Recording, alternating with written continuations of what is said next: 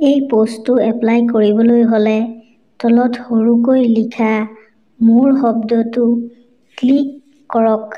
তেতিয়া ডেছক্ৰিপশ্যনটো খোল খাব আৰু তাতে পোষ্ট লিংক অথবা মাই ষ্টাইল লিখা থাকিব। তাতে এই পোষ্টটোৰ নীলা ৰঙৰ লিংক থাকিব।